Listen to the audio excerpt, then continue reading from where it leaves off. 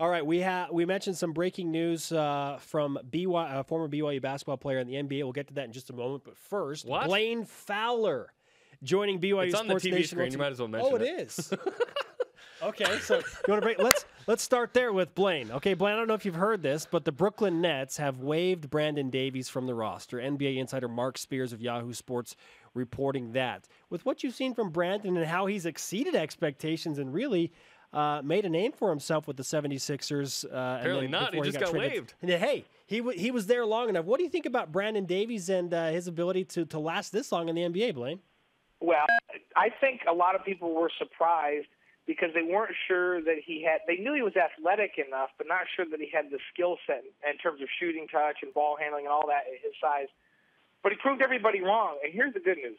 He's been in the league long enough that somebody's going to pick him up. I think so, too. You know, it's once you've established yourself and you've had some playing time, so he's a proven commodity. He's not a proven starter, big-time star, but he's a proven commodity. And somebody out there in the league needs a proven commodity to give them bench strength. And so I don't have any doubt that he'll get picked up. And I'm telling you what, he has exceeded expectations, which is exciting to me because we all got to know him, he's an unbelievable kid. He's a great kid. There's a lot of NBA franchises that can use a quality backup that doesn't cause them any problems off the court and they don't need to worry about. So to me, he's still marketable.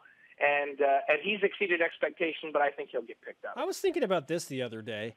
Kyle Collinsworth, Brandon Davies, Jimmer Fredette, and Tyler Haws were all on the same BYU basketball team at one point. And Charles Bua and Noah Hartsock. What a team. Like that's a remarkable run. You're looking at two guys that are in the NBA. Well, Brandon just got waived, but he was in the NBA. He'll be in there. We can count him. Yeah, and then Kyle and Tyler are also hitting some big-time NBA draft boards and are certainly prospects for, the upcoming years. So there's something to say about that within the state of BYU basketball. When was the last time BYU had that many NBA guys on the same roster? Now, keep in mind, Kyle was a freshman on that team. Tyler was young. So the last time BYU had 4 NBA quality players on the same roster, they were veteran players, and they went to the Elite Eight. That was Danny Ainge, Steve Trumbo, Fred Roberts, and Greg Kite. Now, Greg, Fred, and Danny played years in the NBA. Yeah, and Steve was an NBA caliber guy, but if you remember, Steve, he served a mission in Spain, so he's fluent in Spanish. He went over and played a year over there, and he became a national hero because he lived there in the off-season, had $1 million endorsement deals. While he would have been a very serviceable NBA guy, maybe not a star, he was a huge star in Europe, so he chose to stay there. But on that team, you had 4 NBA guys at the same time who were upperclassmen, and that's why BYU was so good that year. And so this is, if you think about it right now, what you just said is this is the last time we had that was that many years ago. We're talking 1981. That's a long time ago. Yeah, a couple thoughts. One was the NBA draft was 10 rounds back then, so more guys got drafted. And then the other thing was Tyler, remember, was on his mission the Jimmer senior year. Yeah, he was on the roster as junior. But now this year's team, 14-15, doing some good things, Blaine. We've talked about how, yes, BYU didn't win but was competitive in those losses against ranked teams. They've done some great things. There's some exciting things going on right now with Kyle Collinsworth and triple-doubles and Tyler Haws pursuing Jimmer and Chase Fisher dropping threes. What's the most exciting part of the season so far to you? Well, I feel like Dave Rose has finally figured out the best way to utilize the talent on this team. And none of us knew. I think it was a work in progress early in the season. Like, what were they going to do to match up with big teams? Could they go small and rebound well enough? All of these questions that I think he now has answered, and I think they're going on a heck of a run right now for the rest of the season because he's found that going small and then having the ability to throw some big guys in there when they need to, but he's found that they can rebound well enough, primarily because Kyle Collinsworth and Tyler Haws are decent rebounders from the guard line. And you know what? Nansen Winder, for that matter, can rebound from the guard line. That this small lineup creates more mismatch problems for their opponents than it creates for BYU defensively. And they can play enough zone and put Kyle down low in that zone at 6'6". And he's not just a good rebounder. He's like one of the premier rebounding guards in the country, period. Second in the league in rebounding right now. Second. He rebounds as well as any forward in the country. And he plays point on the offense. And, of course, when they play that zone, he's playing down low in that zone. And so that gives Dave Rose the ability to go small, to create tons of mismatch problems on the offensive end, and still be good enough defensively to get away with it. And if there's stretches in games where they've got to go big, they can do that. Now, what makes me excited is that at some point, hopefully before they play St. Mary's here on the 17th, they get Nate Austin back. I feel like with Nate Austin back, when they finally have that rematch with the Zags, that they're going to be better prepared to be able to deal with the size that Gonzaga has with one more big guy that can defend and rebound. Outside of St. Mary's and Gonzaga, the way BYU's playing right now, I don't see anybody challenging them in this league.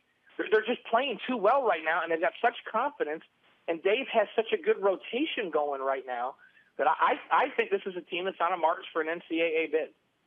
Blaine Fowler with us on BYU Sports Nation, dual threat analyst. I agree with every single thing you said. Yeah. Literally every single thing. Jeremy and I were just talking about this morning that there's a great chance that BYU can run the table up until that final conference game at Gonzaga. That's always going to be a tough one because they're kind of like Boise State in football. They just don't lose at home in the kennel, but who knows with this BYU team. So, Blaine, what % chance do you give BYU to win out until the Gonzaga road game?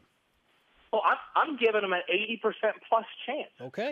I'd give them a 90%, except for I know that teams that rely on good shooting as much as BYU does, there's that off chance that they just have a night where they can't shoot it. And for some reason, they're in a dogfight. If it weren't for the fact that they rely so much on shooting, I'd say a 90% chance. But I'm going to give them an 80 because I'm worried there's going to be a game, and I don't know where it is. Now, they could very well get in that game and shoot it horribly and just make enough shots down the stretch to get away with a close one. But this isn't a team that if they shoot it horribly, you can go, well, that's okay because they'll just lock them down defensively and no problem.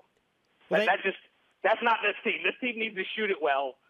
But the way they're shooting it right now and the confidence they're playing with right now, gosh, they're fun to watch. Yeah, I'll tell you that. This is a really fun, exciting team to watch. I mean, I love the style of basketball they're playing. They're really fun to broadcast. There's something to say about BYU not playing that well when you look at the grand scheme of things against Stanford and UMass at home, but finding a way to win both of those games. That makes me think that there isn't a team in the West Coast Conference that honestly matches up well with BYU other than Gonzaga. And I'll tell you something that really impressed me. The Santa Clara game last week, I thought, okay, now they're going to play a team that's got a really great quickness on the guard line, and Brandon Clark and Jared Brownridge. They've given them problems in the past and were really good in this league last year. And I know that Brandon hasn't been shooting it as well this year, but Brownridge has been phenomenal. And I thought, okay, if they play zone and they go small, is this going to make a difference? Well, the fact that they could go small, that really gave Brownridge and Clark problems. Brownridge really struggled to deal with BYU's length out there on that guard line.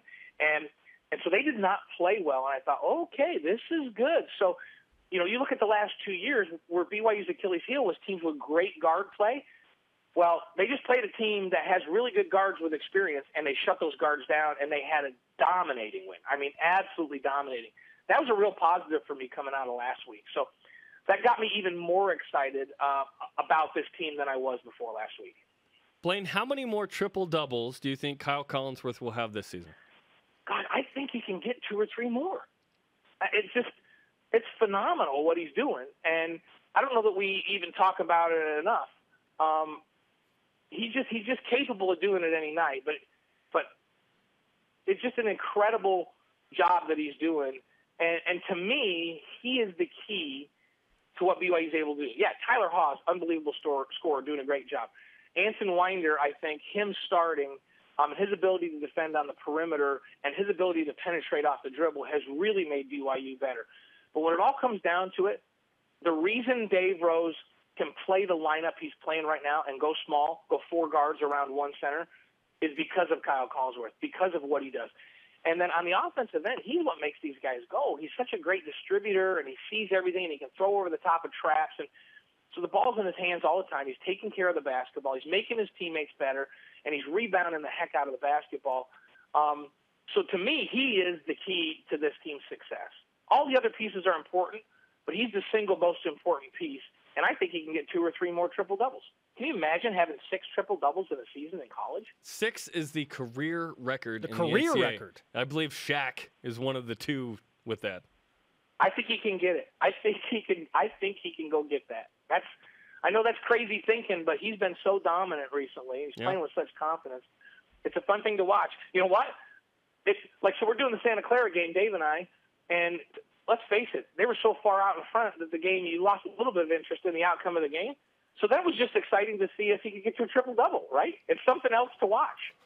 So we can have a triple-double watch in every game this year for Kyle Collinsworth, and I believe BYU's good enough that they're going to have some more blowouts like they did in Santa Clara.